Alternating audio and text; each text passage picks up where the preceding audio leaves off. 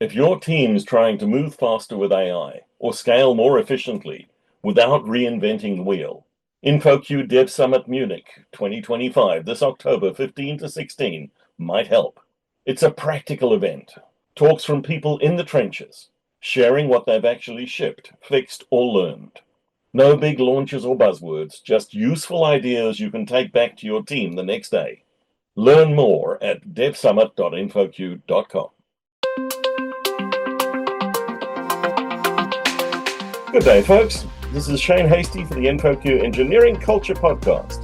Today, I'm sitting down with Greg Foster. Greg, welcome. Thanks for taking the time to talk to us. Thanks for having me, Shane. Excited to be here. My normal starting point with these conversations is, who's Greg? It's a broad question. I am a guy living in New York City. I love photography. I love coffees and making espressos and lattes in the morning. I used to work at Airbnb out in San Francisco as a DevTools engineer about 5 years ago, which is a lovely, really fun company full of cool meeting rooms and puppies running around where I learned how to make coffees. But now I work at a DevTools company, a DevTools startup out in New York City, building the future of code review. The future of code review. The thing we love to hate. What makes a good code review? I think a lot about this. Whenever you start asking these like 3 whys, 5 whys question, I think a lot about this. So like, what is the purpose of code review? We all have to do it. As I came into the industry, I graduated in 2017. I was coding. I'd done internships. This was just an innate thing. You go about your job. People are handing you pull requests, and you code review them. And it seemed like it was a law from God that you would just everything needed about one other random engineer to stamp it. Sometimes a specific code owner, but otherwise just someone had to review it and stamp it. And I thought a lot about this. I actually once did like a personal research blog post of like, what is the history of code review? Where did this come from? And the best I could tell, feel free if you have stories on this, but the best I could tell is like it originated maybe in like the 60s or 70s. You go even further back, people would actually print out the bare bones software, the code, and people would pour over desks and they would stare at it. They'd try and find bugs with the software because those bugs would be really expensive. And that got a little bit better, got a little more digital. People would be working on a virtual file system together. They would do desk checks. Someone would be hailed over to your desk and pour over your shoulder and try and check the changes you're making, mostly focused around finding bugs. And this kind of evolved further and further.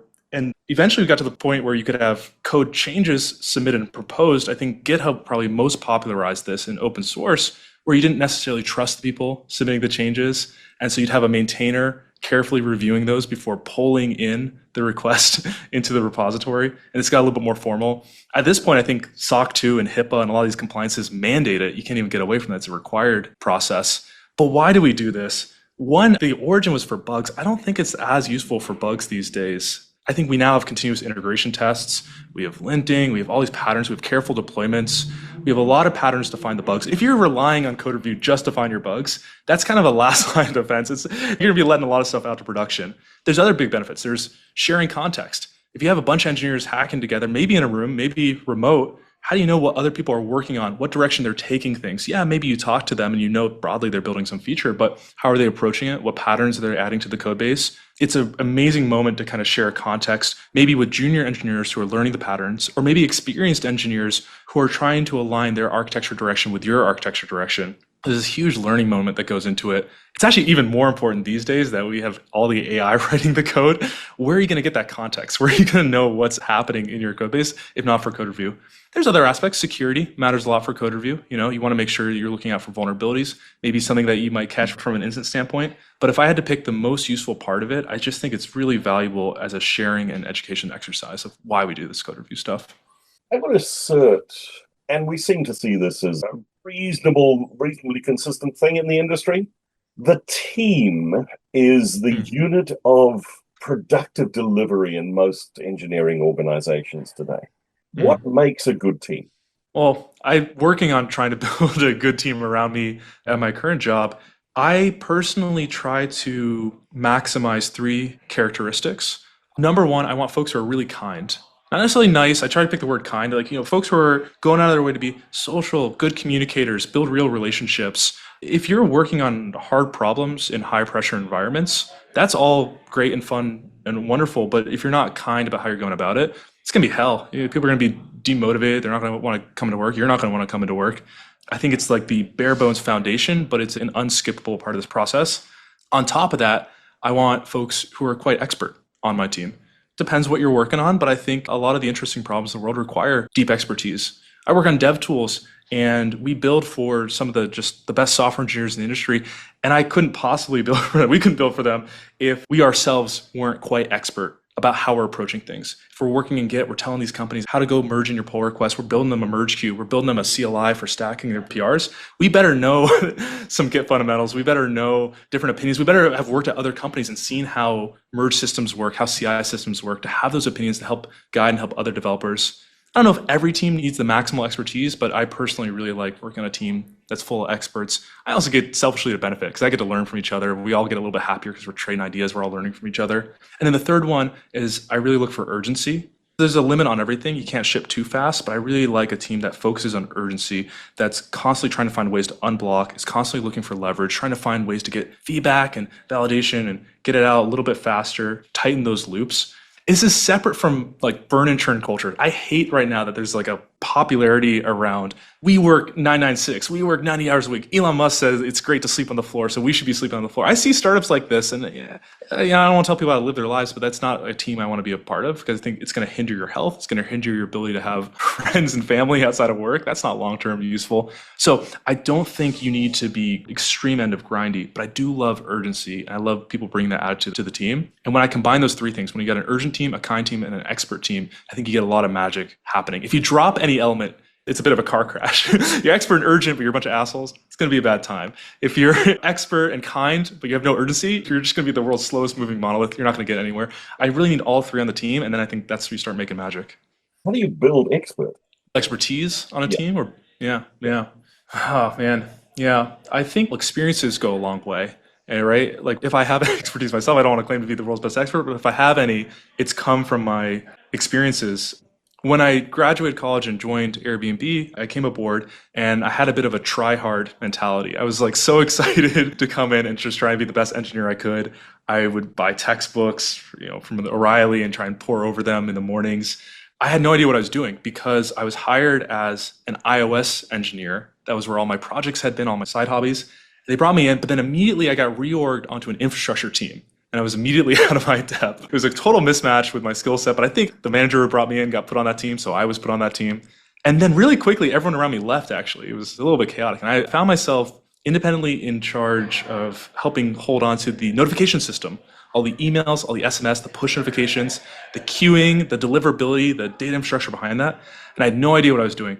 But my approach, you asked how do you build expertise? My personal approach there was one, read up on it as much as I could. Two, I volunteered for every on-call opportunity I could. I was permanent on-call for the notification system. I also volunteered to be on call for the company-wide SRE rotation, which you could volunteer to be part of. I volunteered to be part of the release management deploy train situation.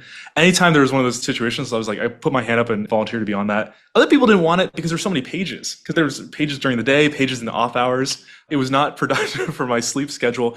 But man, I love being in those on-call moments. You get paged, it's the middle of the night, you're frantically trying to figure out, okay, my system is down. But in that moment, yeah, your heart rate is spiked, but you have this incredible moment where you can do a lot of things. You can start pulling levers, you can pull experts in to help you. You can start shipping changes really quickly because a lot of processes get really fast when you're trying to bring the site back online. And I got to do this at Airbnb just constantly, like every night I was getting tagged into every incident. I once read that if your anxiety is spiked at a moment when you're learning something, you remember it really well. Again, I don't know how healthy this is, but I happen to be doing that. And after a couple of years of this, I felt really comfortable. And I felt like I knew how to bring a site back online. I knew how to deploy things. I had seen all these other services and systems and how they were well orchestrated and well architected, or how they were poorly architected. And I started forming these opinions, and that accumulated a wonderful set of experiences. And I think at the heart of what I was doing is I was getting a ton of reps in a really short amount of time. And that's what I would encourage to anyone else who's trying to get a lot of expertise, is how quickly can you do a lot in a short amount of time in a reflective way where you're learning from it. Incidents and postmortems happen to be, that whole cycle happens to be a great moment to learn. You might be learning expertise in different areas, but whatever you can do to minimize that loop. I sometimes interview and talk to engineers who come from big tech like Facebook and Google and stuff, and I get so bummed because they'll tell me a story where they're working on a migration that takes 2 years, and they've thoughtfully architected it and they're rolling it out. And heck, they're leaving the company at that point. That's why they're talking to me. And they haven't even landed this migration. And it's a bummer because they're not going to see the entire feedback loop of all their choices that they've put in. They're not going to get to experience it. They're not going to see it all the way through. And I get it. They got to move on. But I think the more you can position yourself into shorter and tighter feedback loops to learn from those experiences, that's how the expertise is going to grow. So one of the things we were chatting about earlier is your passion about how should software engineers build their craft? Yeah. What does it mean to do software engineering well? How can it be done even better? It's a really fun problem that I like to think about. I started coding in high school, and as I alluded to in the story, I was making iPhone apps. I did some internships, I took some classes, I worked at Airbnb, and I got to a point where I felt pretty confident that I can code any reasonable thing that comes my way. It'll take time, and I'll have to do some Googling and Stack Overflowing nowadays as ChatGPT, but I could reasonably figure out how to build a thing. The much more interesting question to me these days is not how do you build a server, but how can and should a team build a server? How should the craft of engineering be done? And, it's an open-ended question. That's what makes it fun. What I've found personally is that there's some great inventions and patterns and practices that have been created at various tech companies, but are kind of siloed and haven't always seen the light of day, or at least I didn't know about them. Even working at a pretty good tech company like Airbnb, there was a lot of stuff I had never been exposed to, and you can bounce around to different companies. I personally found that Google and Facebook have pushed the envelope on most of these practices, and for a long time, we're like 5 to 10 years ahead on code collaboration. Whether it's how Google does their build and deployment systems, they have an incredible thing I've learned about called TAP. Their systems for stacking their code changes, which I think Facebook really pioneered. Their patterns of keeping trunk green, and even that whole concept of trunk-based development and having thousands and thousands of engineers working on a single trunk. These are kind of amazing to me. They were blowing my mind. Monorepo patterns, all this stuff. And what I've come to believe is that most useful things in software engineering that are possible and useful have been done somewhere, somehow, in a company, on someone's shell script. Engineers are amazingly good at solving their own problems. So if it's a real problem and it's solvable, some engineer somewhere has probably found a solution. They probably just haven't broadly made it accessible to the rest of the world. It may not be published or communicated or easily accessible or open source. So a lot of what I've spent the last couple of years doing has been figuring out, okay, what are these wonderful, great inventions, developer patterns? A smaller fun one was, so I work on code review and building code review platform. And I was working with a Slack engineering team. And they mentioned that they had custom built a Slack bot that would send you a notification. And if the PR that you were being notified about was under 15 lines, it would just include the entire block of code in the Slack message. And using Slack buttons, you could approve it, request changes, leave a comment on it. And they found that that was really useful because you could get feedback faster. Someone on their phone could just quickly react to a code change. And it also gently encouraged smaller code changes, which I believe and a lot of people believe is a universally good pattern. And I was like, oh, that's a great idea. That doesn't exist in the broader software engineering community, but you guys are doing it internally at your company. That's awesome. How can we make this more accessible? How can we bring these patterns out? That's like one random example, but there's so many cool, interesting patterns and techniques that all these companies build internally that just aren't broadly accessible. So that's how I like to try and find some of this. You made the point in the founding of Graphite, the group of friends coming together. Mm-hmm. That's very different to a lot of organizations. And how do you grow that?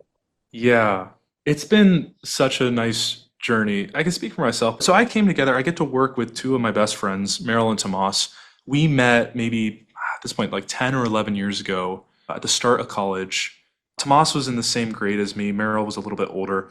Tomas and I ended up being project partners on every single CS class through all of college. I think we had coded in high school. We came in, we were taking an upper level class, and we just buddied up. We were project partners in everything. And we'd be roommates in internships out in San Francisco. I remember we took an operating system class together, and I was a morning bird and he was a night owl. And so he would code up until about 2 or 3 a.m., go to sleep, just save the code base, go to sleep. I'd wake up at like 5 or 6 a.m., pick up the code base where he left it off, just desperately trying to not get destroyed by this operating systems class. And we had a lot of fun. Meryl was doing all these startup clubs with us, and we were getting just deep in the tech scene. And we always knew we wanted to create a company together. And once we got jobs full time, we'd call each other up every 6 months or so and be like, hey, are you ready? Is it time to create a company? And like, no, I'm up for promotion this quarter. I can't do it this quarter. Like, hey, you ready? Like, no, I got this thing going on. But finally, about 3 years after I graduated, the timing was right. Everyone was ready. And I got to do my dream come true, which is, hey, build really cool dev tools with people I really loved and cared about in the world, and get to do it in New York, in a city where it's not always the case. You get to build a deep tech dev tool style company. A little more common now, but when we were doing it, we were thinking about this in 2019. It was more e-commerce, it was more fintech. And we're like, no, let's create a dev tools company in New York. We took that energy that I'm describing. I think we've done our best to kind of spread and grow throughout the team. The people we've brought on board, we've really looked for folks who have that enthusiasm, who care about being connected with and friends and being kind with the people that they work with. We're a full in-person company, which today in 2025 is not that unreasonable, but we created this in 2020 and we respected the rules of COVID. But in and around that, 2021, 2022, every startup I knew was going hybrid, remote. It was easier to hire. They were all leaning into that. And we said, no, we want to be full in person and we really care about the human relationships. That's why we came together to build this. We're building collaborative software. We want the team to be in person. And it's funny, I'm talking to you on this podcast. I'm in our office. We just finished up a happy hour where everyone humorously showed off what they built this week. We shared a couple of drinks. We ordered pizza at the office. And then I tucked into this room. But I love getting to know the people on this team. And I think if you're looking for it, and if you're creating a culture that self-selects for that, it's not too hard to keep expanding that out. The hardest part about it for us and for a lot of companies is the pressure to cheat on it a little bit. And the pressure, you got to hire faster. You got to hire the best people. You're like, what if we let this one slide? What if we hire one person remote or this person a little shaky, but let's let them in the door. That temptation's really there. That temptation's there if the company's not doing well. The temptation's there if the company's doing really well because you got to hire even faster. It's hard on all angles. And I think props to my co-founders, honestly, who've done a really good job of this too, of like holding the line, even when it's stressful, even when we really, really, really need more people on the team to take our time and find those good folks up front.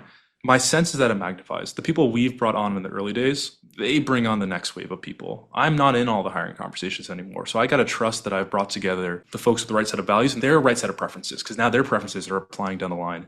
And then just on top of all of it, just continue to spend time, going out together for lunch as a team, spending time outside of work. We do big team retreats. My favorite thing that happened this year, I'm so happy. We took a nice big team retreat and treated everyone. We took them to Hawaii for a week. I was so excited about. But afterwards, after we did a trip to Hawaii, about 9 or so people on the team then went and took a vacation together to a different island in Hawaii.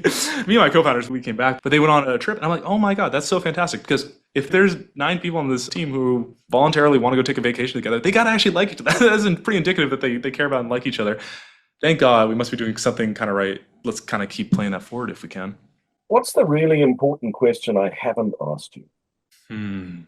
As we're thinking about software engineering, building teams, working on this, there's lots of things we could ask. One thing I think a lot about these days is how does software collaboration, code changes, building teams work when we also have all this AI hype going on?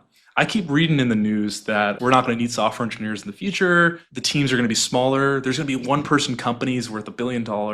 There's lots of sensational articles out and about right now. It's not all sensation. I also use AI tools. I use Cursor and Claude and some of these great systems to help create code. I use stuff to help review it. Heck, personally, I'm a little bit dyslexic, so I really benefit from software that helps check and lint and validate. And I use Grammarly when I'm writing emails and stuff, so I'm not just completely all over the place. So AI has some value, but there's a conversation going on in the background, like, is it going to ruin software engineering? Is it going to change collaboration? I think my best guess of where this is kind of going is we are entering a world where humans and engineers will keep solving problems and keep creating code and collaborating on it. And some set of all the code changes are going to be AI generated. Some set are going to be written by hand by humans. Some set are going to be in the middle, where AI helped a little bit, but a human helped all the way. And I'm very interested in how that changes the review side, the conversation side, the context gaining side. One thing I've recently realized as I'm using these tools is I'm losing context in the code base. I'm losing context because I'm managing more, but I'm also losing context because I didn't write, even stuff I am building, I didn't necessarily write it. I don't have as much of a sense. Everyone's losing a little bit of context here. And I'm realizing that we were all getting deep context on the code for free. By entering flow states and coding for a couple hours, we were also absorbing everything that's going on. One of my favorite ways to ramp up to a new area of a code base is just to try and refactor it a little bit or write some tests for it.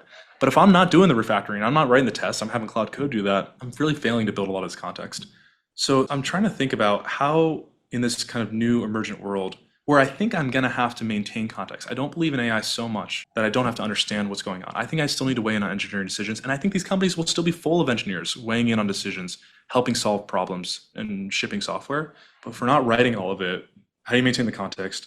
How do you go into a meeting room and decide the next set of features, the next set of architecture designs, and then feed that back into the loop? My best guess right now is code review helps, but I think we'll actually need practices on top of that. I think there'll actually have to be periods and patterns of us all, I don't know, just reading the code or even refactoring it, not because it's useful to the company, because like that's actually a good practice now to maintain the context. Otherwise it'll atrophy too much. I'm actually curious, Shane, if you have a take here, but like, how are these organizations in your mind going to change and evolve as as the agent collaborative flow? It's definitely going to be part of the story. I don't think it'll be the full story though.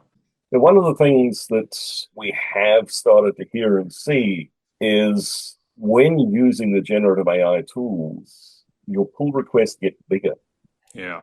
And you made the point earlier, the pressure to smaller pull requests has been a good practice. So I'm with you. I do not believe that the profession of software engineering is under threat. We will need software engineers. The way we work is definitely going to change, and finding and getting that context is going to be, I think, a genuine challenge where I look to the engineers to help us figure out. One thing I like is you think about the outer loop of software development. You have the inner loop and the outer loop. The inner loop's like, okay, we're sitting down, we're coding. That one's getting eaten away pretty fast. But there's this big outer loop of software development, and I think it's a little bit safer from a skill set investment standpoint, from like a fear of becoming deprecated. I think it's a little bit safer. It's like validating and integrating these code changes. Is this the right code change? Is it passing tests? Is it where I want the code base to go? And then I got to deploy that thing. I got to merge it without merge conflicts. I got to carefully put that onto servers and roll it out to production. I got to watch some graphs, make sure I'm not taking down the site. A lot of that stuff I think is a lot more resilient. Half of it is just deterministic compute. That's not being disrupted too much. And half of it is thoughtful operations. And I think it's here to stay for a lot longer. I suspect at the very least, developers will be shifting some of their focus and skill sets there. And I don't hate that. Like, I didn't become an engineer just because I like tapping keys on a keyboard. I became an engineer because I like building stuff and solving problems. And I get to still do that, even if I'm not typing as much. I suspect, PMs and engineering managers feel like they're building stuff and solving problems. They're not writing a ton of code. So I think there's still room to get excited about the craft of it. This is what I tell people when I talk to friends and stuff. They're like, ooh, is it a bad time to get into engineering? I'm like, no, actually, I think it's the best time ever. I think it's the heyday to get into engineering. In some ways, it's never been more fun. I've never worked on more weekend side projects than right now. It's a weird time, but it's a fun time. A lot of good stuff there, Greg. Thank you very much for taking the time to talk to us. If people want to continue the conversation, where do they find you? Find me on LinkedIn. We can try and share my handle, but I'm just Greg Foster on LinkedIn. Shoot me a message. I love talking about this stuff. Well, thank you so much for taking the time. It was a pleasure. Thank you for having me, Shane.